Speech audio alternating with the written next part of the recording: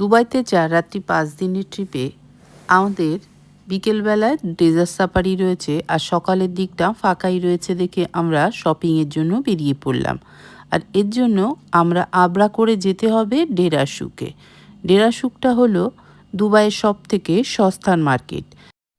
এখান থেকেই রাস্তা পার হয়ে ওপারে যেতে হবে আর ওপারেই রয়েছে ডেরা শুক। সেখানে আমরা সামান্য কিছু জিনিসই কিনবো, কিন্তু যা কিনবো সব সস্তায় কিনবো। এর জন্য আবরা করে এপারে এসে আমরা ডেরা শুকে এলাম আর সেখান থেকে কি কি কিনলাম চলুন আপনাদের সাথে ভালো করে শেয়ার করে নিই।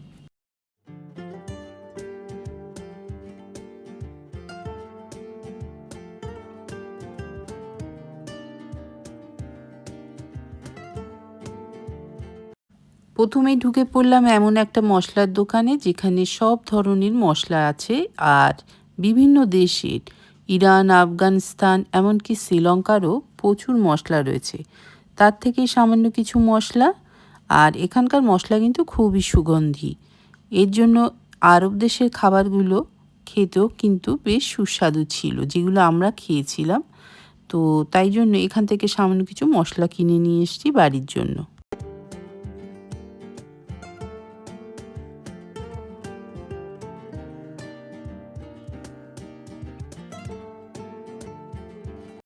মশলা কেনা হয়ে গেছে, এরপর আমরা যাব সোনার দোকানে। ওই যে দেখা যাচ্ছে গেট, তো ওখান থেকেই আমরা এসছিলাম। এসে সোজা ঢুকে যাব আর তারপরেই পড়বে ওই সব সোনা যেগুলো আমরা সাধারণত বিভিন্ন চ্যানেলে দেখে থাকি। তো সেই সোনার গয়না কিন্তু এখানেও দেখতে পেয়েছিলাম। তো নিজের চোখে দেখার একটা অদ্ভুত ব্যাপার, ফিলিংস হচ্ছিল যে না, এগুলো আমিও চোখে দেখতে পেলাম। তো চলুন আপনাদের সাথে শেয়ার করি সেগুলো কি কি দেখলাম। আর এখানে রাস্তায় বসবার জন্য কিন্তু বেশ সুন্দর ব্যবস্থা রয়েছে, এরকম চেয়ার টেবিল করে রাখা হয়েছে। তো চলুন তাহলে যা যাক, সোনার গয়নাগুলো দেখে নিই। আর এখানে একটা অদ্ভুত বড় মাপের কিন্তু আংটিও দেখতে পেয়েছিলাম, যেটা গিনিস বুক অফ ওয়ার্ল্ড রেকর্ডের নাম করে ফেলেছে। এই যে এই আংটিটা, বিশাল আকার এই আংটিটা, এটা দেখবার জন্য কিন্তু অনেকে আসে দূর দূর থেকে। তো আমিও চোখে দেখতে পেলাম, এটা খুব ভালো লাগছিল। এছাড়া সোনার যে ড্রেস দেখতে পেলাম, মেয়েদের সোনার গয়না তো রয়েছেই, কিন্তু সোনার তৈরি করা যে ড্রেসগুলো সেগুলো দেখতে পেলাম। সত্যি এটা অসাধারণ লাগছিল যে নিজের চোখে দেখতে পাচ্ছি। এই সব কিছুই কিন্তু একেবারেই অরিজিনাল। আর পাশে যে আংটিটা, সেটাও কিন্তু একেবারেই সোনা দিয়ে তৈরি। এছাড়াও প্রচুর সোনার গয়না দেখতে পেলাম নতুন নতুন ডিজাইনের।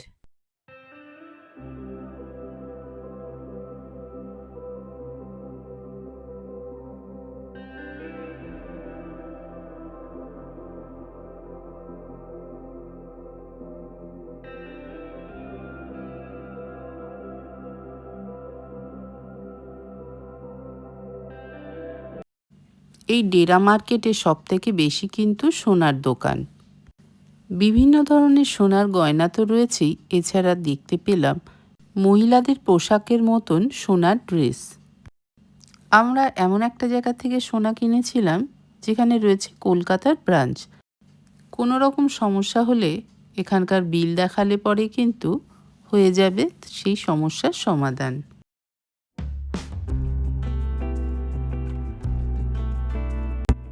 দুপাশে এত সোনার দোকান দেখছিলাম, এক অদ্ভুত অভিজ্ঞতা হচ্ছিল। আমাদের মতন মহিলারা বেশিরভাগই সবাই সোনা পছন্দ করে।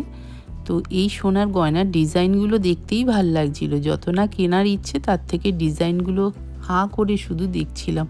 অদ্ভুত অদ্ভুত সব ডিজাইনের গয়না রয়েছে এখানে। এখন ঘুরতে ঘুরতে চলে এসেছি মার্কেটের একেবারে মিডিলে।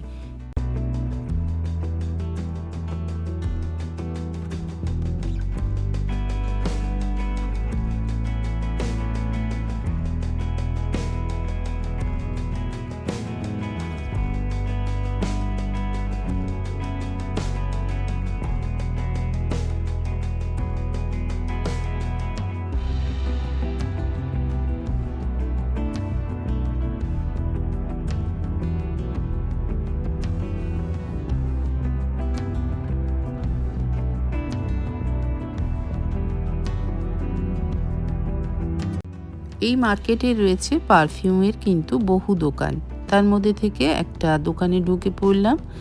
আর এখানকার পারফিউম নাকি খুব ভালো, একবার লাগালে নাকি অনেক দিন থাকে।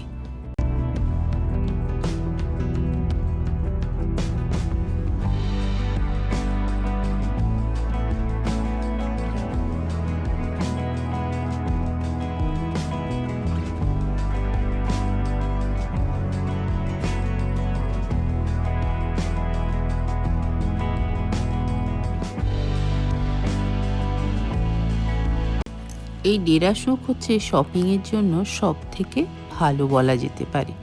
এখানে রিজনেবল প্রাইসে বহু জিনিস পাওয়া যায়। সোনা তো রয়েছেই, এছাড়া রয়েছে নানা রকমের আইটেম সব জিনিস।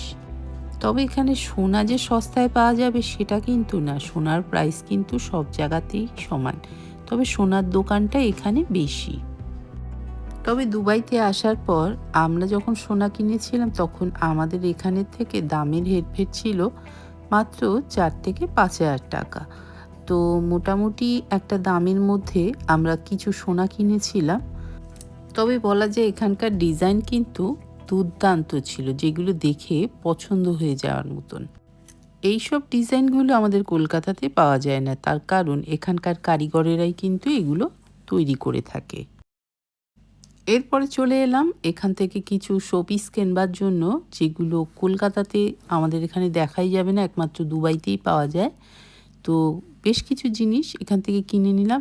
দেখো এখানে বসবার জন্য কিন্তু সুন্দর ব্যবস্থা রয়েছে বাইরে, আর ওই দূরে দেখা যাচ্ছে গোল্ড মার্কেটের গেটটা।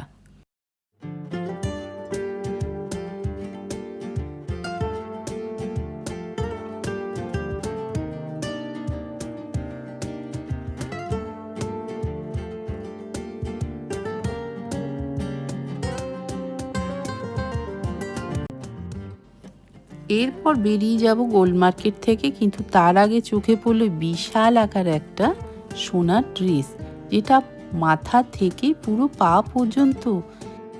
আমি যত দেখছি অবাক হয়ে যাচ্ছি, আর যত ট্যুরিস্ট আসছে এখানে দাঁড়িয়ে দাঁড়িয়ে শুধু ফটোই তুলে যাচ্ছে এই ড্রেসটার। একমাত্র দুবাইতে আসলেই এই অদ্ভুত অদ্ভুত সব জিনিস দেখা যায়, যে সোনা দিয়ে তৈরি করা এরকম মাথা থেকে পা পর্যন্ত ড্রেস। এইবার চলে এসেছি ড্রাই ফ্রুটস মার্কেটে। এখান থেকে কিছু সামান্য ড্রাই ফ্রুটস কিনে নিয়েছিলাম।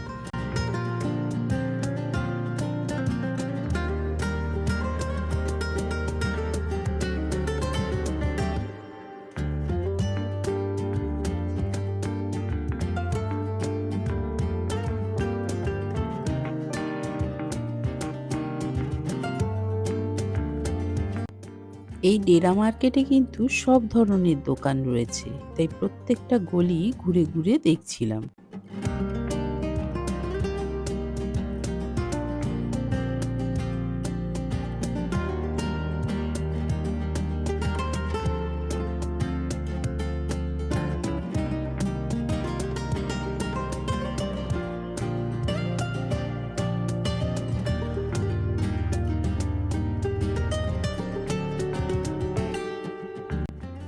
এখন মার্কেটিং শেষ, ফিরে যাব হোটেলে।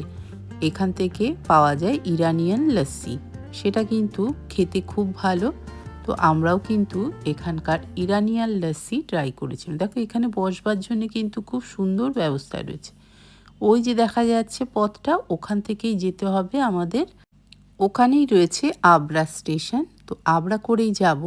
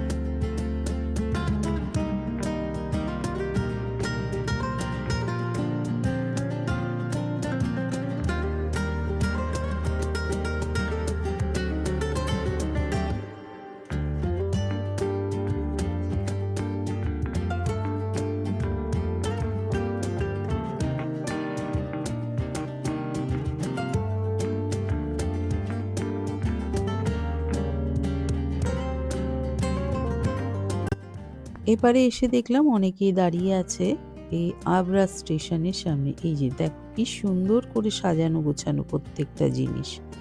ওই দূরে দেখা যাচ্ছে আমাদের হোটেল। ব্যাস পায়ে হেঁটে বাকিটা পৌঁছে যাব। সাথে থাকার জন্য সবাইকে অনেক অনেক ধন্যবাদ।